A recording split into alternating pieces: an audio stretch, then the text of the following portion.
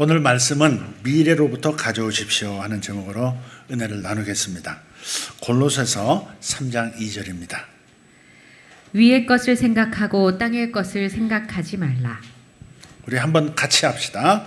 위의 것을 생각하고 땅의 것을 생각하지 말라. 자, 사람의 행동에는 항상 먼저 선행되는 게 있습니다. 그것은 생각입니다. 생각이 있고 그 다음 행동이 있죠. 여러분이 초자연적인 삶을 살고자 한다면, 그렇다면 먼저 초자연적인 생각을 하셔야 합니다. 기적을 경험하려면 먼저 기적을 생각해야 한다는 말입니다. 베드로는 물 위를 걸어오시는 그 초자연적인 주님의 모습을 발견하고, 나도 물 위를 한번 걸어보고 싶다, 그 생각을 합니다. 그리고 기적에 관한 생각을 이어갑니다. 만약 선생님께서 보증해 주시면 나도 물 위를 걸을 수 있을 거야. 드디어 베드로는 행동하기로 결정합니다. 주님, 나에게 오라 하소서. 그랬더니 물 위에 서 계신 주님께서 오라 라고 말씀하십니다. 베드로는 보트 바깥으로 발을 내밀고 걷기 시작합니다. 신약 성경을 보면 우리의 생각에 관한 수많은 가르침들이 있습니다. 그중 하나가 바로 본문입니다. 위의 것을 생각하고 땅의 것을 생각하지 말라. 위의 것을 생각하고 땅의 것을 생각하지 말라. 우리의 마음을 어디에 두어야 할까요? 우리는 늘 변하는 세상, 이 땅의 사실이 아니라 하늘나라의 실제에 관해서 생각하고 있어야 하는 겁니다. 예수님에게서 배우십시오. 예수님은 항상 이렇게 말씀하셨어요. 나는 하늘에서 왔다. 그리고 나는 다시 하늘로 돌아가야 한다. 나 하늘에서 왔고 하늘로 다시 돌아가야 할 존재다라고 말씀하셨어요. 예수님은 그래서 항상 위의 것, 하늘을 생각하셨습니다. 로마서 8장 5절 말씀을 보면 육신을 따르는 자는 육신의 일을, 영을 따르는 자는 영의 일을 생각한다 했습니다. 이 구절은 우리의 생각에 대한 통제권을 우리가 가졌기 때문에 우리는 그 생각에 대해 책임도 져야 한다는 뜻을 포함하고 있는 거예요.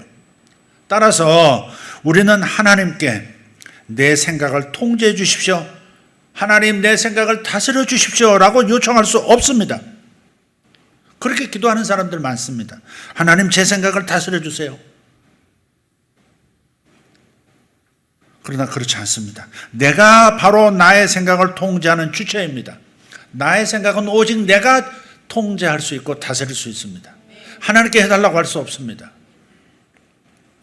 기적을 경험할지 아닐지를 선택하는 주체는 바로 나입니다. 삶에서 기적을 경험하고 싶다면, 그러면 내가 생각을 잘해야 되는 거예요. 만약 우리가 기적적인 삶의 수준을 경험하면서 살고 싶다면 우리는 반드시 하늘의 일들을 생각해야 합니다. 제가 가장 좋아하는 성경 구절 중에 하나가 여기 있는데요. 학영삼을 공부한 학생들은 반드시 이 구절을 암송해야 합니다. 히브리서 12장 22절에서 24절입니다. 그러나 너희가 이룬 곳은 시온산과 살아계신 하나님의 도성인 하늘의 예루살렘과 천만 천사와 하늘에 기록된 장자들의 모임과 교회와 만민의 심판자이신 하나님과 및 온전하게 된 의인들의 영들과 새 언약의 중보자이신 예수와 및 아벨의 피보다 더 나은 것을 말하는 뿌린 피니라. 아멘. 사람은 창조될 때부터 영적인 존재였습니다. 그리고 우리가 예수님을 믿고부터는 하나님의 생명을 가진 영적인 사람들이 되었습니다. 성경은 거듭난 사람들을 향해서 새로운 피조물이다, 너는 새 것이야 라고 말하고 있습니다. 고린도후서 5장 17절. 그런즉 누구든지 그리스도 안에 있으면 새로운 피조물이라. 이전 것은 지나갔으니 보라 새 것이 되었도다. 아멘. 저와 여러분은 예수님 안에 있기 때문에 모두가 새 피조물입니다. 새 것입니다. 지금까지 지구상에 한 번도 존재한 적이 없는 말 그대로 새로운 창조물들이 바로 우리입니다. 히브리서 12장 22절 이하의 말씀은 이 새로운 피조물, 이 영적인 사람이 도달하게 된 새로운 영역, 그 새로운 차원, 새로운 경지를 대략적으로 보여주고 있는 구절이에요.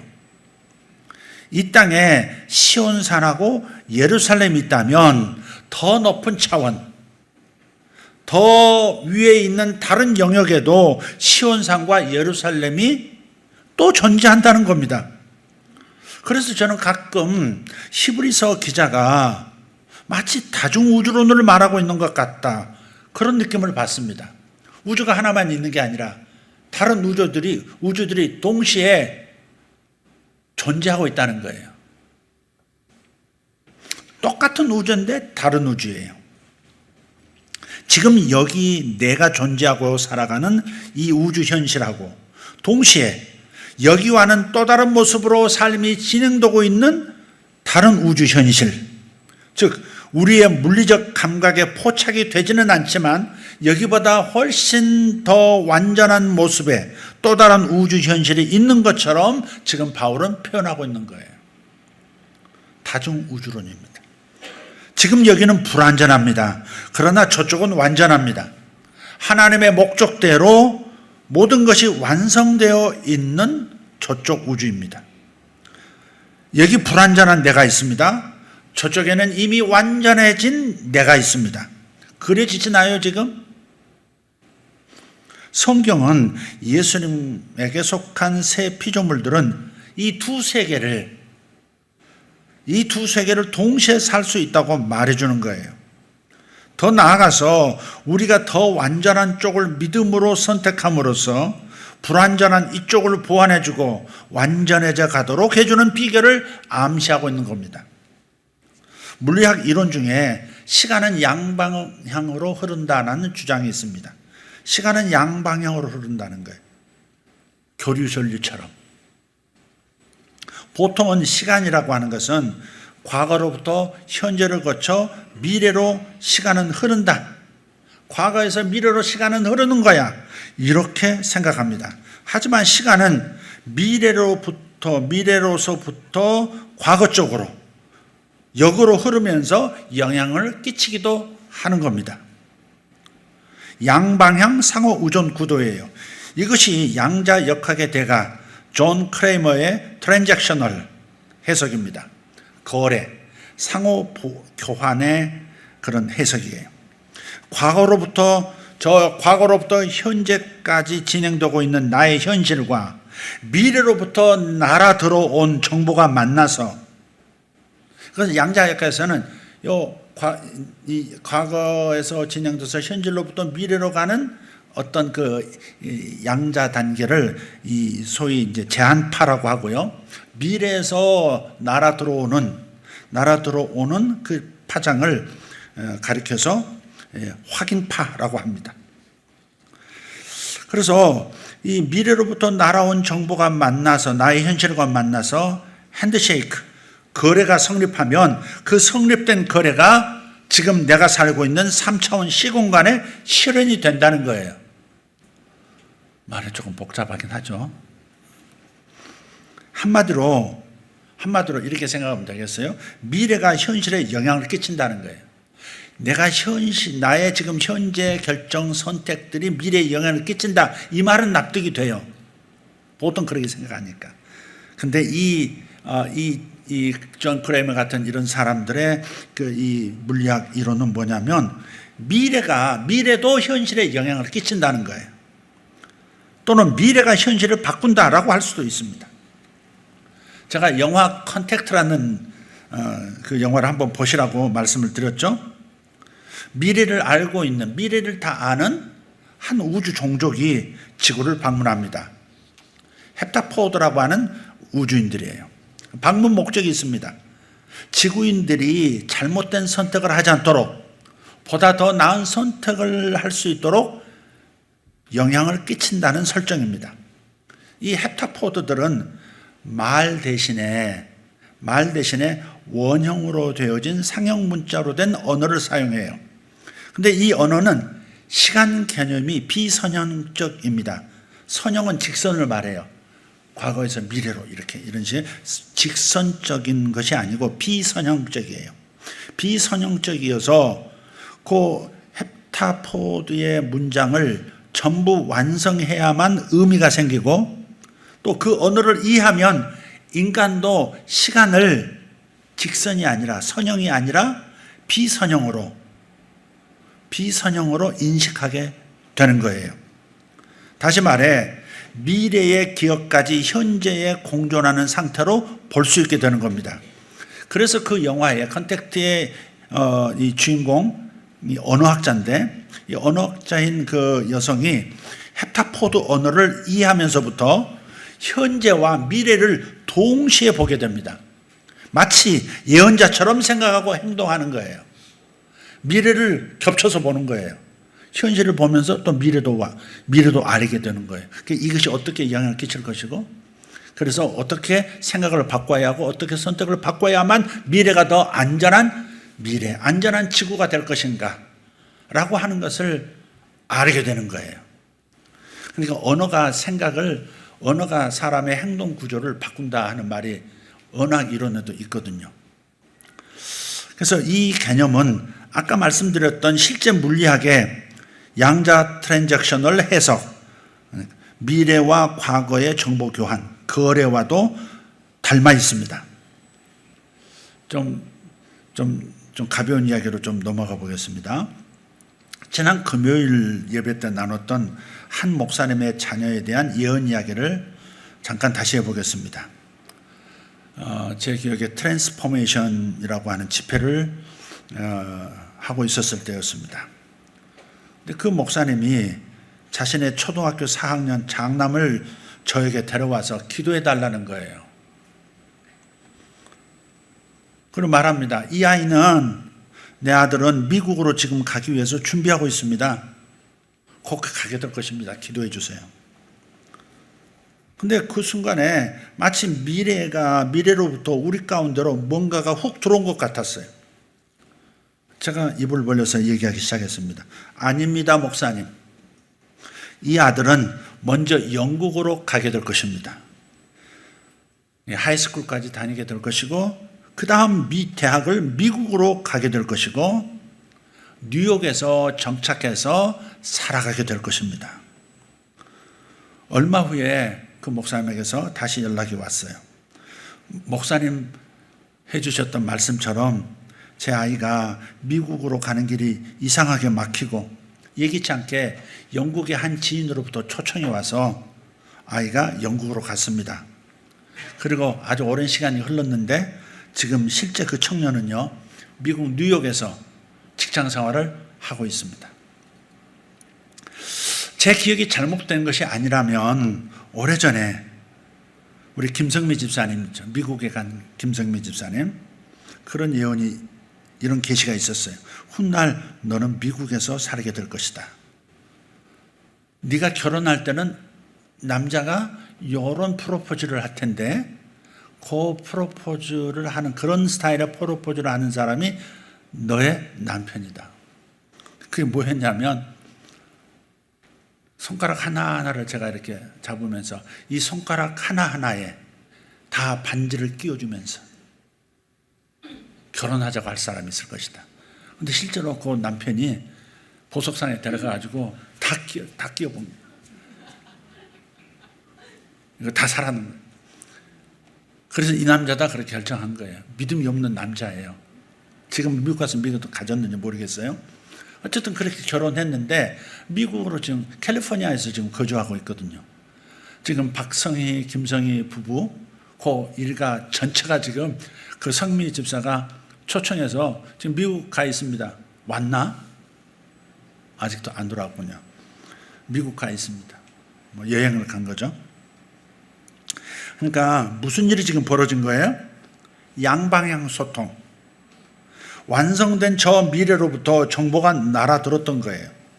그래서 그 미래와 이 현실, 나의 현재가 악수를 하고 그 성립된 거래 결과가 이 시공간, 지금 내가 살고 있는 here and now, 이 현실 세계를 조종을 했고 다른 선택을 통해서 다른 삶을 살아가게 된 것입니다. 좀 멀리 간 면이 있습니다. 저의 의도는 이거예요. 여러분이 이렇게 간단히 생각하시면 좋겠습니다. 그래 알겠어. 이쪽 세계와 저쪽 세계가 공존한다 그 말이지.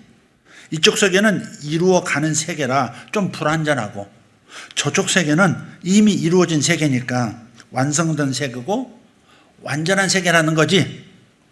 그럼 완전한 저쪽에서 완성된 뭔가가 있고 그게 이쪽 세계에 어떤 영향을 끼친다는 말이지. 미래 세계, 완성된 세계, 그 하늘의 영역을 바라보면 뭔가 혜택이 있다는 거지. 그게 확실한 거야? 그럼 해봐야겠네. 이렇게 생각하시라 하는 겁니다.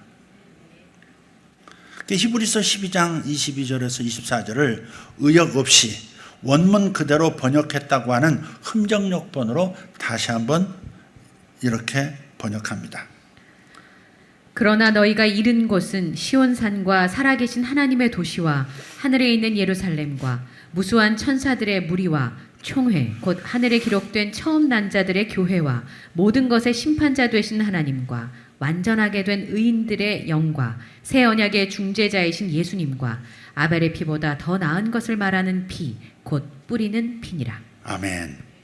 대부분 학자들은 이 히브리서를 쓴 기자가 사도 바울이라고 인정합니다. 지금 사도 바울이 보고 있는 이 영역은 이 히브리서 12장의 이 영역은 자연적 세계, 물리적인 세계가 아니고요. 영적인 세계, 영적인 차원입니다. 저쪽 우주입니다. 우리의 현실 우주는 4차원으로 구성되어 있다면 4차원이란 말은 입체로 된 이 공간 차원, 이 3차원 공간과 시간이라는 또 다른 1차원을 합치면 4차원이 되는 거죠. 미어는 2차원, 입체는 3차원이니까 공간 3차원과 시간 차원이 합하면 4차원인 거예요. 근데 이 4차원이 우리 현실이라면 위에 있는 차원, 위의 것을 생각하라 하셨던 그 위의 차원은 적어도 5차원 이상의 영역인 것이죠. 바울은 자신의 또 다른 책 골로새서에서 땅의 것을 생각하지 말고 위의 것, 하늘의 것을 생각하라 이렇게 말씀을 했으니 우리는 자연적인 사실이 아니라 초자연적인 실제를 생각하는 습관, 항상 기적적인 삶을 생각하는 습관을 자주 가져야 하는 겁니다. 하늘, 그렇게 함으로써 지금의 우리의 현실을 바꿀 수가 있다는 거예요. 저쪽 차원을 자꾸 들여다봄으로써 불완전한 이쪽 차원이 안내를 받을 수 있다는 거예요. 야, 그게 아니야, 그게 아니야. 그렇게 선택하면 완성된 이 모습으로 오는 것이 빙 돌아와서 오게 돼 있어. 개고생이야. 그 선택하지 마. 각도 바꿔. 이렇게 말해오는 저쪽 속의 메시지를 끊임없이 들을 필요가 있는 거죠. 그래서 그 세계를 바라보라는 거예요. 그 세계의 정보와 그 세계에서 지금 도달하고 있는 능력들을 자꾸 마음을 열고 흡수하려고 할 때 내 삶의 현실이 달라지고 보다 완벽한 현실로 보다 빠르게 진행될 수 있다 하는 말씀을 지금 이 구절이 말하고 있는 거예요. 다시 말해서 미래로부터 오는 정보와 능력을 받아들임으로써 우리의 현실을 바꾸자 하는 것입니다. 또 요한계시록의 말씀들 중에서도 완성된 미래를 보여주는 저쪽 우주 현실의 모습을 보여주는 부분이 있어요. 요한계시록 21장 1절에서 7절입니다. 또 내가 새 하늘과 새 땅을 보니 처음 하늘과 처음 땅이 없어졌고 바다도 다시 있지 않더라. 또 내가 보매 거룩한 성 새 예루살렘이 하나님께로부터 하늘에서 내려오니 그 준비한 것이 신부가 남편을 위하여 단장한 것 같더라.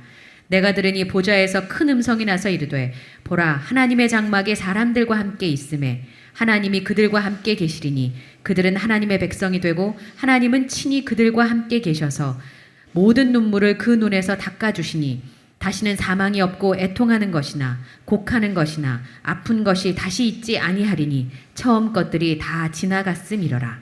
보좌에 앉으신 이가 이르시되 보라 내가 만물을 새롭게 하노라 하시고 또 이르시되 이 말은 신실하고 참되니 기록하라 하시고 또 내게 말씀하시되 이루었도다. 나는 알파와 오메가요 처음과 마지막이라. 내가 생명수 샘물을 목마른 자에게 값없이 주리니 이기는 자는 이것들을 상속으로 받으리라.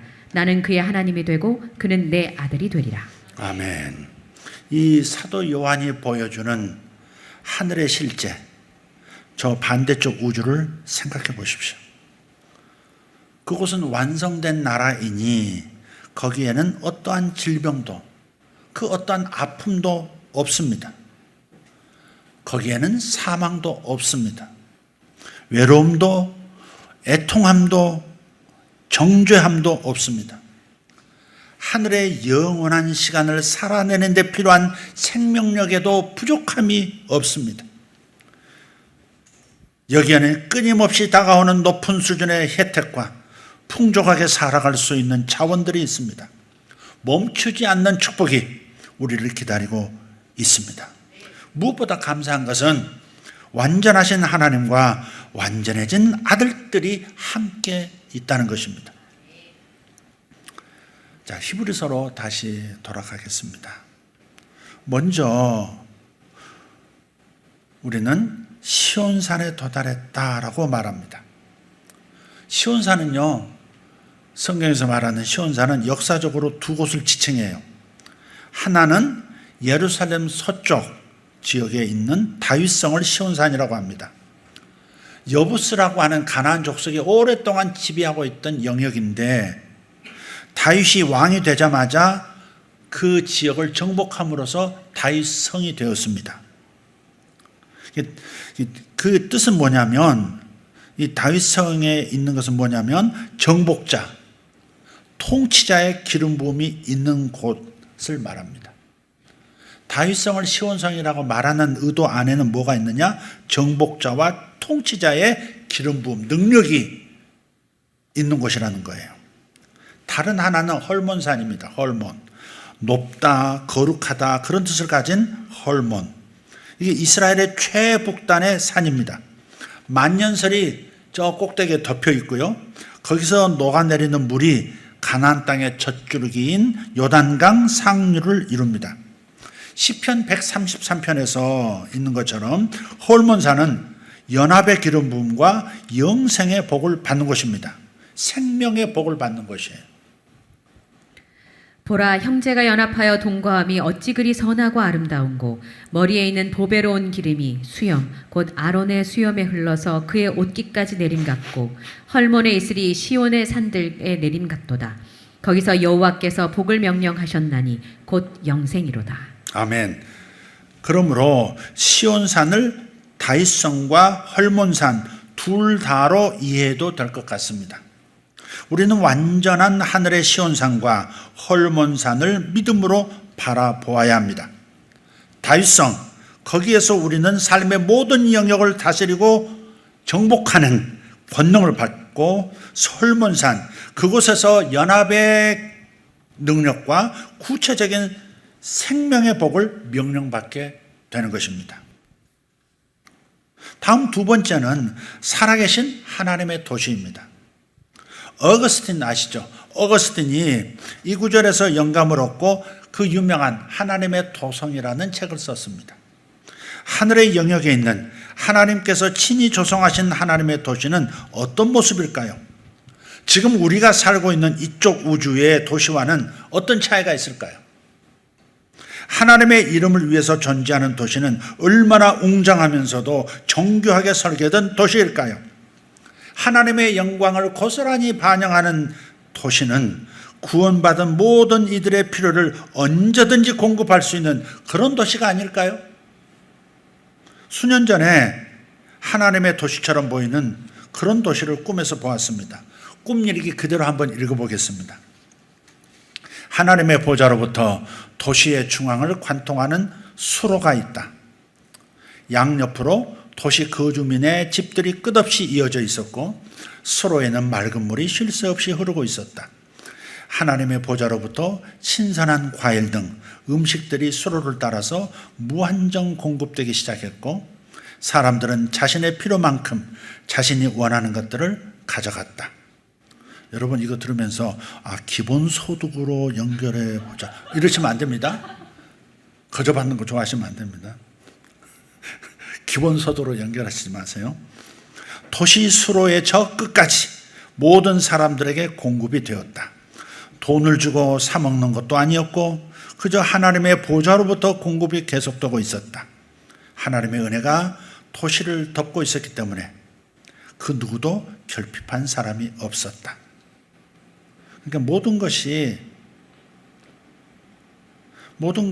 강제가 없는 자발성이 있었고 하나님으로부터의 공급이 있는 도시가 하나님의 도시인 겁니다. 하나님의 은총을 받은 도시는 이러하지 않을까요? 자원이 부족하지 않고 그래서 선점한 기업들과 이미 나타난 사업들 때문에 내가 할 일은 이제 없을 것 같은 조바심을 가질 이유가 없는 그런 삶이 믿는 자들에게 펼쳐지는 겁니다. 경쟁심을 가지지 않고 그저 창의적인 아이디어로 계속해서 새로운 사업들을 만들어내고 그래서 누구나 번영하고 복을 누리는 그 영역으로 여러분은 들어오신 거예요. 제가 메타포 언어를 여지껏 써서 얘기를 했었는데 이해하신 분들은 무슨 말인지 금방 다 아실 거라고 믿습니다. 실제 앞으로 다양한 스마트 도시들이 세상에 등장하면 과거에는 상상할 수 없었던 모습의 도시들이 우리 눈앞에 펼쳐질 겁니다. 모두가 저쪽 우주, 저쪽 영역에 이미 존재하는 그런 아름다운 영역의 도시들이 지상에 나타나게도 될 것입니다. 저쪽으로부터 오는 아이디어, 정보들이 지금 우리의 현실과 만나서 그런 것들을 저쪽 세계를 닮은 도시들을 만들어내는 일들이 일어날 것이다 하는 겁니다. 과거 기억과 미래 기억들의 핸드쉐이크로 인해서 상상도 할 수 없었던 시대가 열릴 것이라고 저는 믿습니다. 실제로 우리 자녀들 세대에는 좀 더 하나님의 도시에 근접한 기능을 가진 그런 도시들이 창조될 것이라고 저는 믿습니다. 인류의 미래는 그래서 어둡지 않을 거예요. 최근까지 저는 매우 어두운 그림을 가지면서 좀 눌린 상황이 있었지만 다시 생각이 바뀌었어요. 인류의 미래는 어둡지 않을 거예요. 저쪽 하나님의 도시로부터 계속 필요로 하는 아이디어와 발명들이 공급될 것이기 때문입니다. AI와 로봇의 시대가 열리면서 대부분의 일자리들이 사라질 것이다 라면서 사람들은 두려워합니다. 경고합니다. 그러나 실상은 다를 거예요. 예를 들어서 역사를 보면 이해할 수 있습니다. 영국에서 산업혁명이 일어났을 때 기계가 천을 짜는 그런 산업혁명이 일어났을 때 손으로 천을 짜던 많은 기능자들이 실제로 일자리를 잃었어요. 그러나 역사의 기록을 보면 산업혁명 때문에 오히려 더 많은 직업들이 생겨났습니다. 또 미국에서 개인용 자동차가 보편화가 되고 기차가 만들어지고 철로가 깔리면서 말이 끄는 개인용 마차나 화물용 마차들이 다 사라졌어요. 대륙을 가로지르던 그 화물을 운반하는 마차들이 그 산업이 다 사라졌어요. 그렇지만 철로가 깔리고 기차 산업이 발전하면서 어마어마한 일자리들이 몇 배 일자리들이 더 생겨난 겁니다. 통계가 증명해요. AI 시대는 다를 것이라고 보십니까? 물론 없어질 것은 없어지겠지만 생겨날 것들은 생겨날 거예요.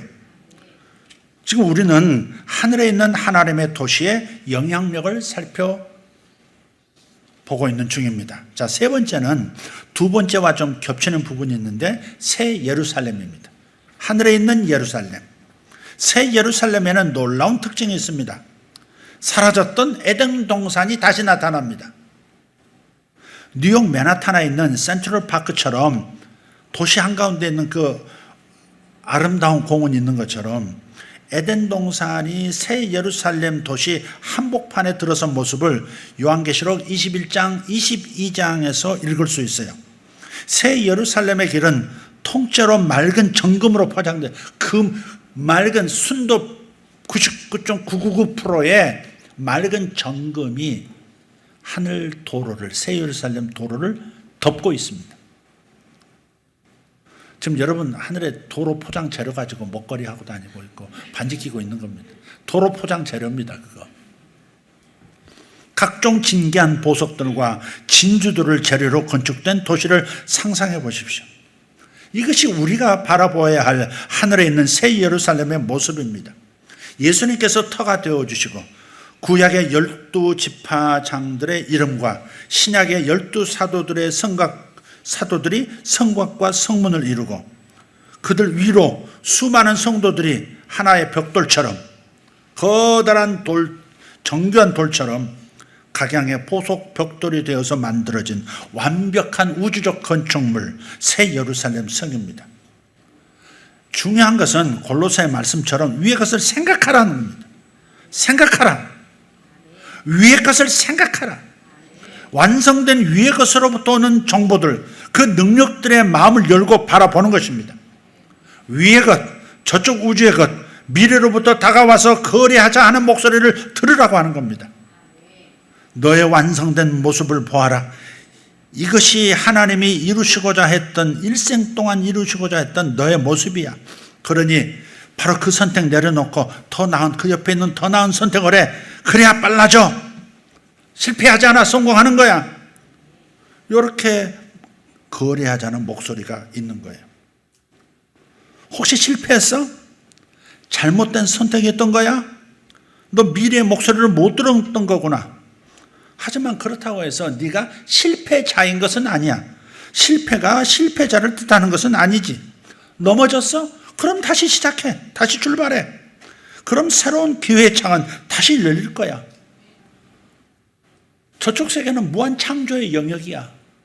끊임없는 아이디어와 끊임없는 지혜가 가득한 곳이야.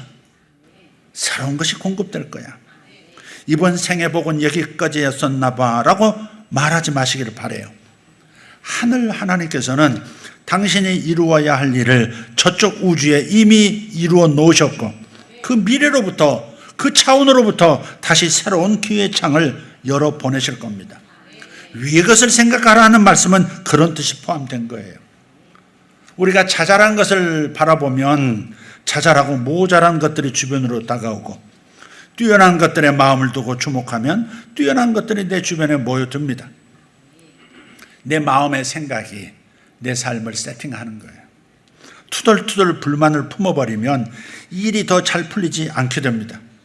진부한 것, 평범한 것, 궁상스러운 것, 보잘것없는 것, 꼴사나운 것, 초라한 것에만 관심을 돌리게 되면, 즉 다른 말로 땅의 것을 생각하면 마음속 그것과 똑같은 종류의 형상이 현실 속에서 생겨나게 되는 거예요.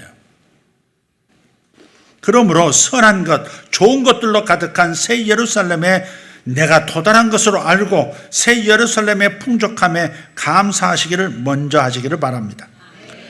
우리는 지금 저쪽의 것을 이쪽, 지금 내가 몸으로 사는 이쪽으로 옮겨올 수 있는 방법을, 성경적 방법을 이야기하고 있습니다. 또 무수한 헤아릴 수 없는 숫자의 천사들이 우리를 돕기 위해서 준비되어 있습니다. 유능한 사람 하나만 만나 도움을 받아도 인생이 달라지죠. 천사들의 도움을 받기 시작하면 어떠한 일이 내 삶에 벌어질까요? 히브리서 1장 14절을 보면 아주 감동되는 말씀이 있습니다. 모든 천사들은 섬기는 영으로서 구원받을 상속자들을 위하여 섬기라고 보내심이 아니냐. 아멘. 여러분 그런 얘기 자주 들으시죠? 애가 태어나면 지 일생의 복을 타고 가지고 태어난다고. 지가 아기가 태어날 때 지가 평생 사용할 복을 가지고 태어난다고. 다른 말 성경으로 보면 그를 일생에 도울 천사가, 수호천사가 붙는 거예요. 그래서 어떤 아기가 태어나면 그 가정이 달라지기 시작해요. 또 한 아기가 태어나면 또 다른 복이 또 열려져요. 그래서 그런 거 천사들이 그 가정에 붙는 거거든요. 위기를 미리 알려주고요. 위기를 만났다 할지라도 베드로처럼 물에 빠져가는 그 위기에서 구원을 받습니다. 엘리야 선지자에게는 건강과 생명까지 보살펴주는 천사들이 있었습니다. 엘리사에게는 적들로부터 해를 받지 않도록 둘러싸 진을 친 천군 무리가 있었습니다. 하나가 아니라 다수의 천사들이 붙어 있어요. 사랑하는 우리 성도 여러분, 저쪽으로부터 이쪽으로 건너와서 나를 돕고자 하는 천사들을 경험할 수 있기를 예수 이름으로 축복합니다. 그리고 하나만 더 말씀드리고 정리해 보도록 하겠습니다. 어머니와 같은 교회가 있습니다. 어머니와 같은 교회. 여러분은 교회에서 어머니의 품을 느낄 수 있기를 바랍니다.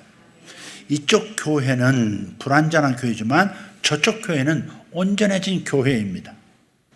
총회, 곧 하늘에 기록된 처음 난 자들의 교회라고 했죠. 개역 개정에서는 장자들의 모임이라고 합니다. 출애굽을 통해서 태어난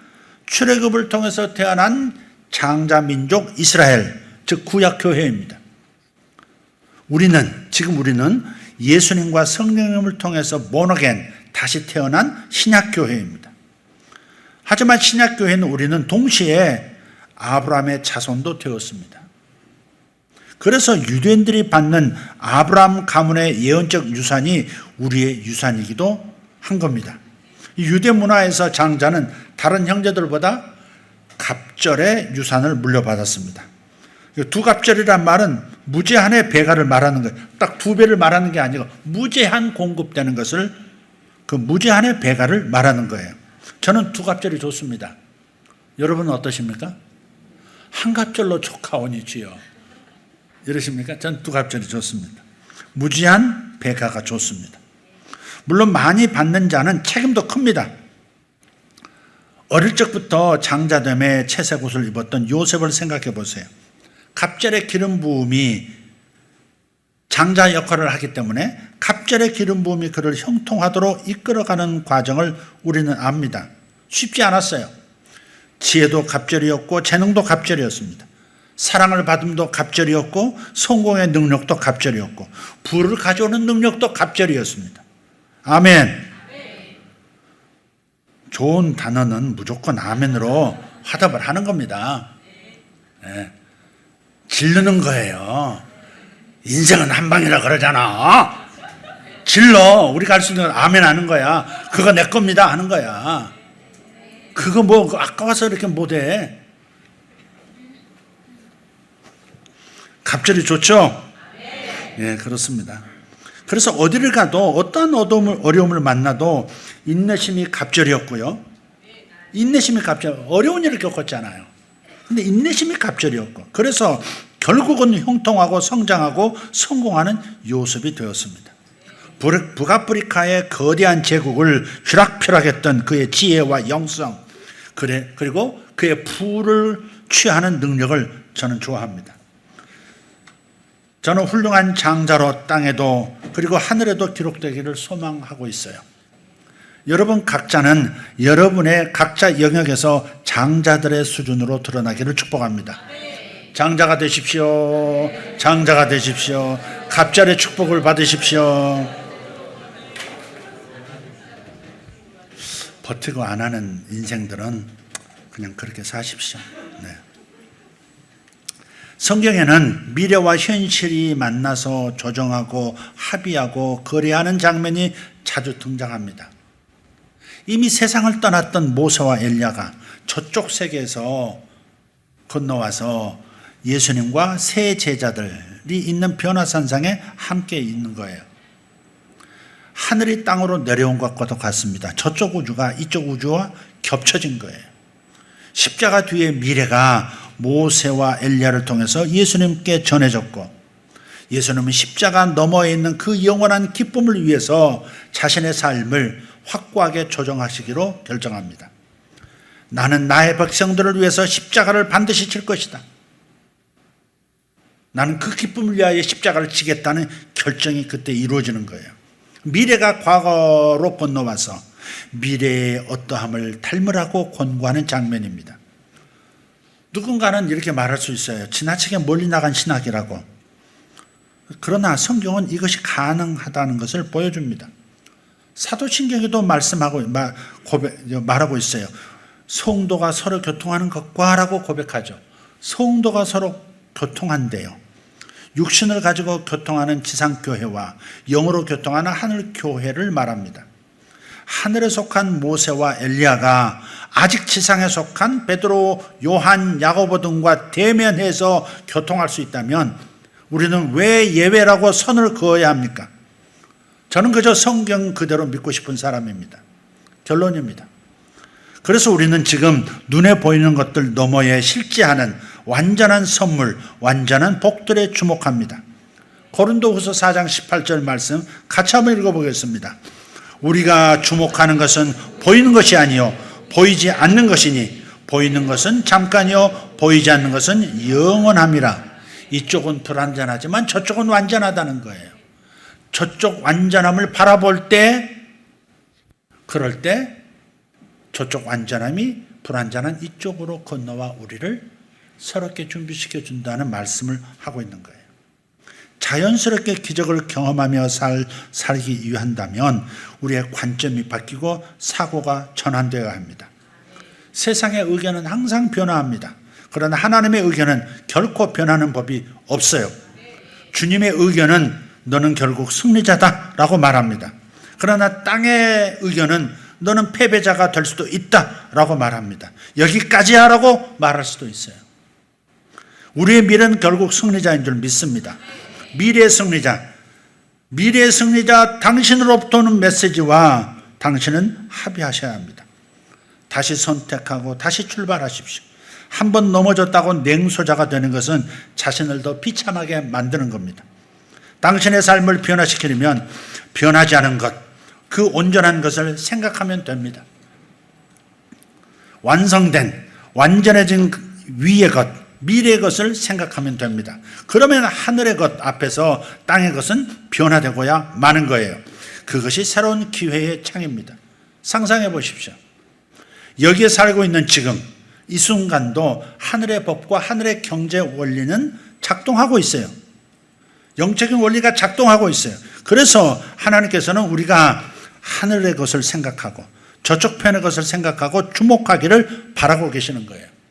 무엇보다도 그곳이 우리가 도달한 곳, 여기이기 때문에 그렇습니다.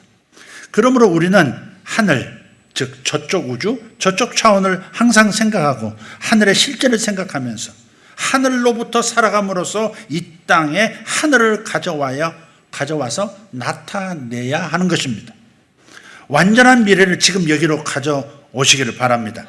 누구나 진짜라고 실제라고 생각하지도 않은 일을 행동에 옮기지는 않을 거예요. 그래서 성경은 우리에게 생각하는 방식을 바꾸라는 거예요. 보이는 것보다 보이지 않는 것이 더 완전하다는 거예요. 보이는 것을 우리는 그래서 주목하지 않고 보이지 않는 저 완전한 저것을 자꾸 봐야 한다, 주목해야 된다라고 사도 바울을 통해서 권하고 계시는 거예요. 생각의 방식을 바꾸면 삶에서 반드시 변화가 일어납니다. 로마서 12장 2절 같이 너희는 이 세대를 본받지 말고 오직 마음을 새롭게 함으로 변화를 받아 하나님의 선하시고 기뻐하시고 온전하신 뜻이 무엇인지 분별하도록 하라. 기적 같은 일들은 우리가 초자연적인 일을 자연스럽게 계속 생각할 때만 일어납니다.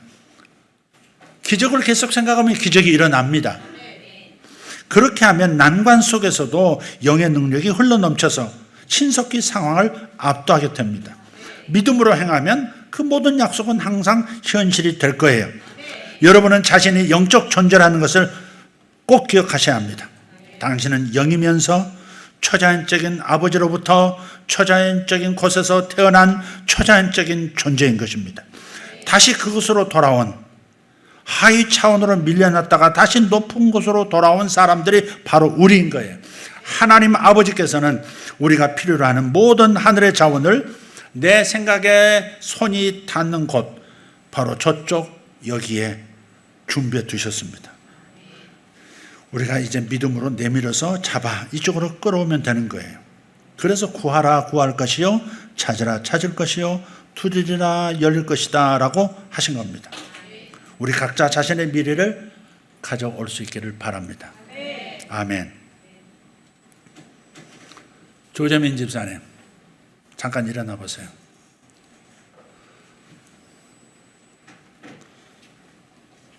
간밤에 내가 좀 고민이 있었어요. 그리고 잊어버렸어요. 오늘 예배 시간에 들어와서 갑자기 한 남자가 연자맷돌 앞에 서 있는 것을 보았어요. 삼손이에요. 삼손이 연자맷돌 앞에 있는 거예요. 머리는 다 깎여서 밀어서 깎여졌고 두 눈은 뽑혀져서 장염이 되어 있고 이제 살아남은 생애 동안에 연자맷돌을 돌리면서 살아야 되는 남자 삼손이에요. 그런데 하나님의 말씀이 내 마음에 들려져 왔어요. 삼손은 그것이 끝이 아니다. 삼손의 끝은 그것이 아니다. 나의 말씀에 기록되어 있지 않느냐. 삼손은 머리를 깎이우고 두 눈을 뽑힌 채 연자맷돌 앞에 서 있지만 그러나 그가 평생 살아온 것보다 더 많은 적들을 그 마지막 순간에 제거했다. 나의 적들을 제거한 사람, 어마어마한 영광을 취해온 사람이 바로 삼손이었다. 그는 믿음의 히어로다 말씀하셨어요. 하나님께서 새로운 기회의 창을 주실 거예요. 우리 조 집사와 저만 아는 얘기예요. 하나님께서 새로운 기회의 창을 주실 거예요. 냉담한 사람 되지 마세요. 자신의 삶을 냉소적으로 바라보지 말고 기다리세요. 여지껏 해왔던 모든 노력보다 훨씬 큰, 더 적은 노력으로 훨씬 큰 수확을 얻는 기회가 올 거예요. 인내하십시오. 그리고 새로운 기회를 기다리십시오. 오케이. 무슨 말인지 알아들었죠? 네, 앉으세요. 박수할 거 없어요. 무슨 말인지도 모르면서. 기도하겠습니다. 하나님 감사합니다. 우리에게 늘 소망을 주시고 새로운 영역에 아름다운 위대한 것들을 선물로 안겨주시는 우리 아버지 하나님, 하나님의 그 크신 사랑을 다시 한번 감사드립니다. 우리를 불러 복을 받는 당신의 자녀가 되게 하셨고 항상 새로운 기회의 문을 열어주시고 항상 새로운 창을 열어주시는 사랑의 아버지심을 인하여 감사합니다. 우리 모두에게 주의 복이 임하기를 원하고 하늘 저쪽에서 이루어진 우주 저편에서 이루어진 일들이 나의 현실이 되도록 끊임없이 영향을 끼쳐주는 그런 말씀에 사로잡힌 세상에 우리가 살고 있습니다. 주여 우리를 인도하여 주시옵소서. 하나님 완전한 세상으로 인도하여 주시옵소서. 완전하신 하나님과 완전한 아들들이 함께 설 수 있는 그 곳으로 우리를 계속 이끌어가 주시옵소서. 감사합니다. 감사합니다. 예수님의 이름으로 기도합니다.